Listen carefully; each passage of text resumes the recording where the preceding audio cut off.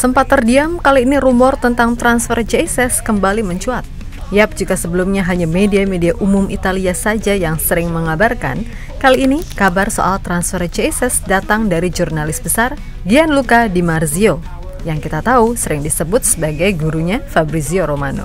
Nah, dalam infonya ada klub Genoa yang diasuh legenda Prancis Patrick Vieira dikabarkan siap dan sudah dekat untuk bisa mendapatkan Jesus sebagai pengganti Mattia Bani yang akan pindah ke Palermo. Tentu saja, ini kabar yang sangat amat positif karena bisa dibilang transfer ini probabilitas untuk terrealisasi sangat besar. Walaupun di satu sisi, Genoa juga masih harus bersaing dengan Torino, Lecce, ataupun tim promosi Sassuolo. Namun dalam hal ini, Vieira sepertinya udah menyiapkan proyek besar di mana Itzes akan terlibat di dalamnya. Di sisi lain, ada pun berita dari salah satu penggawa timnas U23, Arkan Fikri, yang oleh Gerard Vandenberg disebut sebagai pemain world class. Jelas ini menjadi sebuah topik yang menarik karena nggak mungkin orang seperti Gerard Vandenberg asbun alias asal bunyi, di mana potensi Arkan Fikri memang wajar jika nantinya ia dapat tawaran abroad minimal ke Liga Thailand untuk melebarkan sayapnya. Sebab meskipun sempat jadi bulan-bulanan warganet, Arkan membuktikan kalau dia pelan-pelan udah improve serta ketiadaannya diakui Vandenberg sebagai kehilangan besar ketika melawan Malaysia. Nah, untuk itu, yuk kita bahas satu-satu cerita lengkapnya.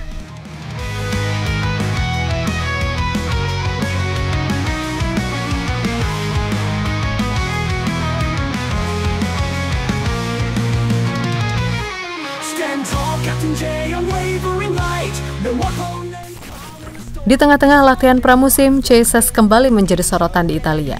Hal itu lantaran ia dianggap sebagai kandidat potensial untuk bergabung dengan Genoa, asuhan Patrick Vieira. Ya, menurut laporan terbaru dari jurnalis transfer ternama Italia, Gianluca Di Marzio, Genoa sendiri sangat serius untuk merekrut Jesus sebagai pengganti Mattia Bani yang akan pindah ke Palermo.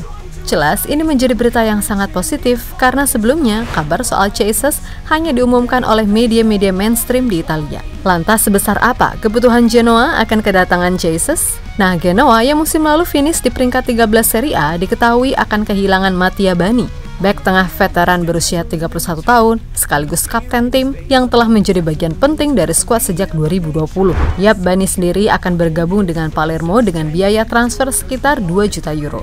Dalam hal ini, Genoa jelas membutuhkan pemain pengganti yang dapat menjaga stabilitas pertahanan sambil memberikan kontribusi dalam build-up play sesuai dengan tren sepak bola modern. Dan nama Jesus dirasa cocok untuk mengisi peran tersebut. Tentu saja dengan usia yang masih 25 tahun, Itzes menawarkan potensi jangka panjang yang lebih besar dan dapat menjadi investasi strategis bagi Genoa. Kemudian soal pengalaman, Itzes sendiri telah membuktikan dirinya layak bersaing di Serie A, termaksud ketika ditunjuk menjadi kapten tim, di mana itu adalah poin plus yang jarang dimiliki pemain seusianya. Kemudian soal kecocokan gaya main, menurut data dari WhoScore, Itzes dikenal suka bermain dengan passing pendek, yang mana itu menunjukkan kenyamanannya dalam membangun serangan dari belakang. Kekuatannya terletak pada konsentrasi serta pembacaan permainan. Tetapi ia dianggap lemah dalam duel udara meskipun punya postur 190 cm. Nah, Vieira sendiri jelas paham dengan hal semacam ini. Namun ia nggak begitu khawatir mengingat Genoa masih punya Conny De Winter yang dapat melengkapi gaya bermain serta menutupi kelemahan dari Jesus. Terus soal dana gimana? Venezia sendiri mematok harga awal 10 juta euro, walaupun harga pasar Jesus sebenarnya cuma 7,5 juta euro. Akan tetapi, menurut laporan dari sport.in.tempo.co, bahwa degradasinya Venezia ke Serie B pada musim 2025-2026 dapat mempermudah transfer ini terjadi. Hal itu karena Jesus ternyata memiliki klausul khusus yang memfasilitasi kepindahan jika klubnya terdegradasi, yang mana artinya harga 10 juta itu bisa turun kapanpun andai Jesus menghendaki kepindahan ke klub yang dia rasa cocok.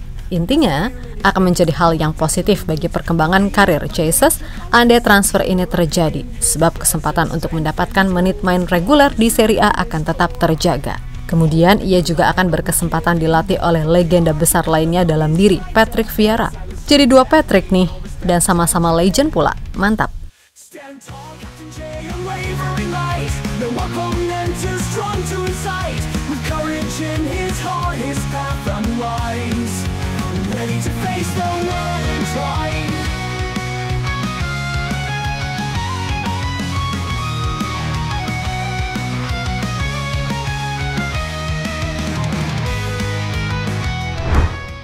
Di sisi lain ada kabar menarik terkait salah satu pemain timnas U23, Yap Arkan Fikri. Playmaker 20 tahun ini kabarnya mulai masuk radar scouting ternama. Yang mana hal itu terjadi diketahui usai Gerard Vandenberg menyebut jika kualitas Arkan ini world class. Ya kesannya emang agak berlebihan, tapi yang jelas orang seperti Vandenberg gak mungkin dong asbun. Wong dia aja terkenal blak-blakan dan tegas gitu pas kemarin ngeritik kebijakan 11 pemain asing Liga Super serta regulasi Piala AFF U23 ini. Nah, Arkan sendiri sebenarnya emang punya potensi lebih dalam dirinya. Dan mantan pelatih kiper timnas di era STY, Yu Jae-hoon, juga pernah bilang kalau Arkan punya potensi untuk minimal abroad ke Liga Thailand, nyusulin Asnawi, Arhan, dan sekarang Shane Patinama.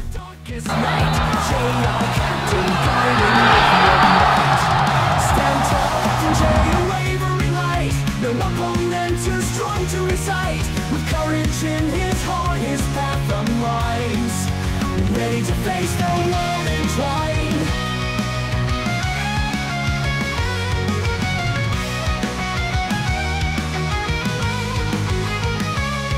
On the field, he stands resolute. No fear in his face, opponent absolute. A leader. Lebih lanjut soal Arkan, kita semua tahu kalau ini pemain sempat jadi bulan-bulanan netizen saat gagal penalti di babak 8 besar versus Korea Selatan pada Piala Asia U23 tahun lalu. Terus dia juga jadi bahan roastingan kala tampil di Piala AFF Senior, yang mana ketika itu STY menurunkan skuad U22. Akan tetapi dari situ Arkan tidak menyerah dan terus berusaha improve. Dan salut untuk Arema dalam hal ini yang terus memberikan Arkan kesempatan tampil reguler. Karena dengan begitu mental kompetitif Arkan jadi terasa. Bahkan bisa dikatakan dia adalah salah satu pemain muda yang menit mainnya paling stabil di Liga 1 musim lalu. Di mana pemain 20 tahun tersebut tampil di 29 pertandingan dengan rataan nyaris 90 menit dengan torehan 2 gol dan 5 assist, menjadikannya sebagai pemain muda terbaik Liga 1 musim lalu. Dan di Piala AFF U23 ini perannya begitu vital karena ia dirasa udah lebih berkembang di bawah sistem Gerard Vandenberg. Itulah kenapa Coach Gerard begitu kehilangan Arkan ketika melawan Malaysia. Sebab diketahui Arkan sendiri mengalami cedera sehingga terpaksa absen. Belum diketahui pasti apakah Arkan masih bisa lanjut di turnamen ini. Tapi kalau misal amit-amit enggak, pasti Coach Gerald harus memutar otak untuk membuat sistem baru. Karena dengan sistem yang ada sekarang, Raihan Hanan yang diplot sebagai pengganti nyatanya nggak seoptimal ketika dia ditaruh di sayap. Nah, what I think that we did today, it was a difficult game. I think they play really compact and defensive. I think it was difficult for us. And I think today we missed a player like Arkan, because he can play and he's really between the lines, and if you give him space he can start to play, and I think we miss him today. And I think we did a hell of a job. I think again the 0, that's a compliment for the defensive guys, but also the team give everything, I think. Yap, terlepas dari apapun soal Chasers, kembali lagi berdasarkan laporan Gianluca Di Marzio dan analis profil, kayaknya Bang Jai emang merupakan kandidat yang sangat cocok untuk menggantikan Mattia Bani di Genoa pada musim 2025-2026 nanti. Usianya yang lebih muda, pengalaman di Serie A, dan kualitas kepemimpinannya sebagai kapten Venezia membuatnya menjadi investasi yang menarik. Meskipun kelemahannya dalam duel udara perlu diperhatikan, komposisi skuad Genoa yang ada dapat menyimbangi kekurangan ini. Kemudian dengan nilai pasar yang terjangkau dan potensi klausul pelepasan, sekali lagi transfer Itses ke Genoa tampaknya sangat realistis dan strategis untuk memperkuat lini pertahanan klub per musim depan. Terus soal Arkan Fikri, ya semoga aja dia tetap fokus dan gak terlena sama segala pujian yang ada. Karena biasanya penyakit lama pemain muda pada umumnya di Indonesia adalah star syndrome. Ibarat baru bersinar di AFF layaknya udah kayak juara dunia. Gak usah AFF deh, baru kepanggil TC aja walah tau sendiri kan, harganya meroket, gengsi menaik, dan ujung-ujungnya ya udah kayak yang udah-udah. Dan Mimin pribadi sejatinya juga jadi salah satu pihak yang turut mengkritik performa Arkan khususnya di Piala AFF Senior tahun lalu. Meskipun begitu, Mimin tetap percaya kalau Arkan emang punya poin plus dalam dirinya, yang mana itu tinggal dipoles aja, lebih jeru lagi sama pelatih. Dan ini juga harusnya jadi motivasi buat pemain lain, Donitri, Kadek, Kakang, Raven, bahkan Hoki Caraka yang kalian roasting. Semuanya punya kesempatan yang sama untuk maju. Tinggal yang bedain adalah niat dan kemauan diri masing-masing mau improve apa enggak, kan gitu. Maka dari itu, buat semua elemen timnas, tetap semangat dan sukses selalu. Oke, kita Garuda. stands resolute. No fear in his face, opponent absolute. A leader by nature, call it